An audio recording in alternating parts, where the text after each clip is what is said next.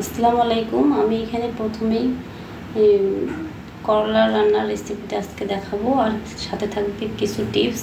আপনারা ভিডিওটা মিস করবেন না, পুরো ভিডিওটা দেখবেন। আমি এখানে প্রথমেই নিয়ে নিচ্ছি পেঁয়াজ, মরিচ, রসুন, সুন্দর করে ভেজে নিচ্ছি। তেল দিয়েছি একটু বেশি করে, ভেজে নিচ্ছি। করলা ভাজিতে অবশ্যই তেলটা একটু বেশি করে দিতে হবে, তাহলে রান্নাটা ভালো হয়। এই যে এখানে আমি দিচ্ছি লবণ, হলুদ আগে দিলেই কিন্তু হলুদের গন্ধটা থাকে না, তাহলে সুন্দরভাবে তরকারির সাথে মিশে যায়, হলুদের গন্ধটা লাগে না। এই জন্য এইভাবে দিলে তরকারি রান্নার স্বাদটা ভালো হয়। আর আপনারা কিন্তু করলা আগে থেকে ধুয়ে রাখবেন না, আগে থেকে ধুয়ে রাখলে করলাটা তিতা হয় বেশি। এই যে সুন্দর করে লাল লাল করে ভেজে নিয়েছি পেঁয়াজ রসুনগুলো, তারপরে এই যে করলাগুলো দিয়ে দিলাম, দিয়ে ভালোভাবে নেড়ে চেড়ে নেব। আর প্রথমে একটু সেদ্ধ হওয়ার জন্য ঢাকনা দিয়ে নেব, তাহলে একটু সিদ্ধ হয়ে যাবে।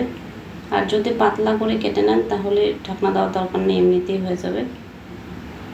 আর স্তূপ করে রাখা যাবে না, একটু কিছুক্ষণ পর পর নেড়ে চেড়ে দিতে হবে। আর মিডিয়াম তাপে করলাটা রান্না করে নিতে হবে, তাহলেই রান্নাটা আপনার খুব সুন্দর হবে। আর মাঝে মাঝে একটু ঢাকনা দিতে হবে, তাহলেই ভালো হবে রান্না। এই দেখুন আমার করলা ভাজিটা হয়ে গেছে, দেখুন কত সুন্দর করলা ভাজি কেমন হয়ে গেছে।